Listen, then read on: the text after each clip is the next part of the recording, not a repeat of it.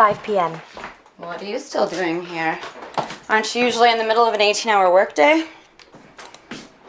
Wait, are you skipping class?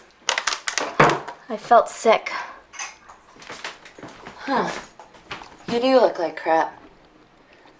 Well, I've got a talk I want to catch on good to, so I'll be back before Thursday. Try not to get all sweaty and delirious before I get back. Thanks.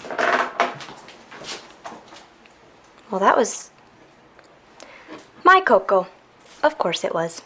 So, after several hours of Facebook stalking, let me reintroduce to you Elizabeth Ann Spielsdorf, high school valedictorian, mayoral page. Whatever was happening before she even disappeared, and I didn't have a clue. God, what the hell is going on here?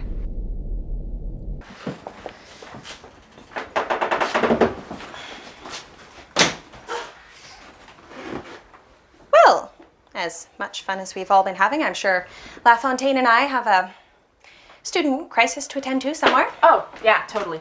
But before we go, I have some questions for you about You can ask her later. But Now, Susan.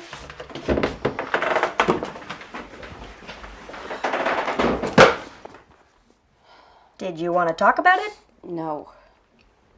Because a personal chewing out by the dean of students, that is impressively badass or something. But I so had it coming, didn't I? Look, I didn't mean it like that. Please. You think the dean is raking me out over the coals because I don't play along with your passive-aggressive chore wheel? No, but, well, why would she be? I said some things she didn't like. When, in your seminar? God, this age doesn't understand obligation. It's like an undersea anchor impossible to escape. Ah, worried you aren't living up to expectations, huh? Only child of a massively overprotective dad here. And I didn't even have to get all Coleridgey about it.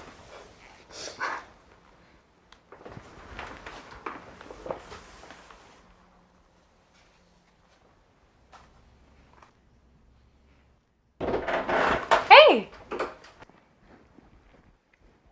The Under the Sea party. And yes, that is Sarah Jane dancing with a gentleman who apparently thought a shirt didn't go with his seahorse crown. But the interesting thing is about 5 feet behind them, where Carmilla is at a swim team party. This is the Psychology Wine and Cheese. So what the hell is a third-year philosophy dilettante doing there? Giving Natalie the stalkeristy stalker eyes ever. And then there is the nail in the proverbial coffin. Carmilla talking to, possibly even arguing with, Elsie. Or, as you may remember her, Study Buddy. I may have no idea what's going on here, but it seems pretty damn clear that my sleeps-all-day, chocolate-pinching replacement roommate is up to her ultra-thick eyeliner in it. And if she is, well, confronting her has historically been about as effective as using bug spray on Voldemort. Maybe I just don't enjoy getting hauled in front of the dean because of your ridiculous project. Okay. So, do I start not just surveilling her, but actively investigating my own roommate, completely disregarding anything like interpersonal boundaries and essentially stalking her? We started yesterday. And the best part is, she's too lazy to even watch these videos, so I can keep you guys in the loop and she'll never even know.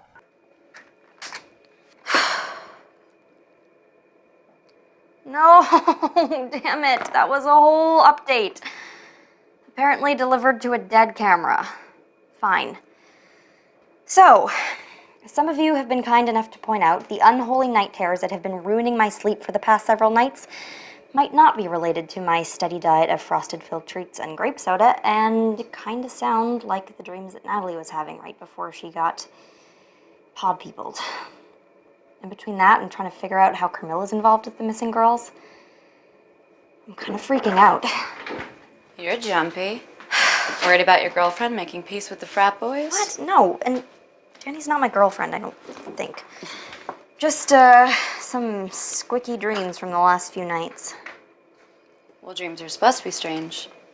Last night I dreamt I was trapped under a bed. You dreamt you were under a bed? Yeah, above me someone was crying. A little girl in a white nightdress. And then it rained blood down the edges of the bed until I drowned. How creepily specific. But just a dream. No reason for all of this twitchiness. There's no twitching. There is an absence of twitching. Clearly. You know, if it's really making you so miserable, I could get you something to help you sleep.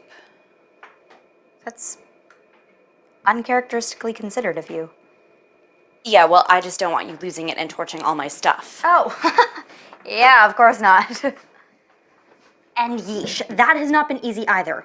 Of course, Carmilla decides to start acting like a halfway decent human being the moment I figure out she's probably kidnapping people. Because yes, gentle viewers, the roommate surveillance project has been active for the last week, and the results are starting to look profoundly WTF. First, of course, are the hours and hours of scientific evidence that she's the worst roommate ever, but her preternatural ability to clog the shower drain with her hair is only the tip of the weirdberg. She's nocturnal, she sleeps until 4, then vanishes like a puff of antisocial smoke until just before daybreak. She doesn't eat anything besides my chocolate and that protein slurry she keeps in her soy milk container, a diet which I suspect means she should be dead. Not freaktastic enough? That's fine, because here's where we go full-on weekly world news. I know Silas has some quirks, but I'm pretty sure spontaneous combustion, super strength, and an all-protein diet weren't options on my roommate form.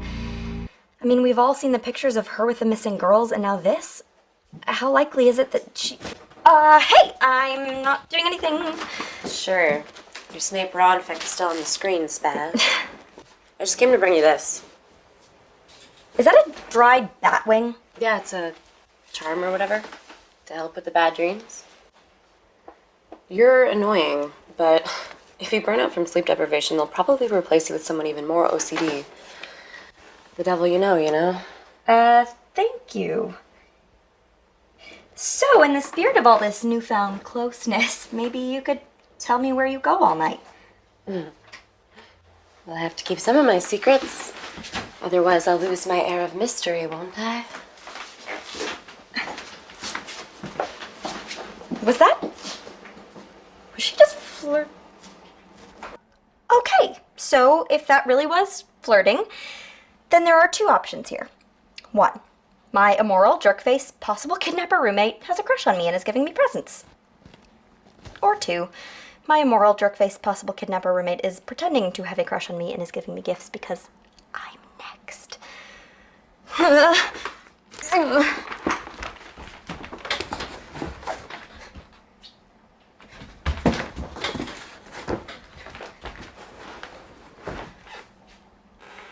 Now, can we please skip to the part where once every 20 years, like clockwork, this girl shows up at Silas?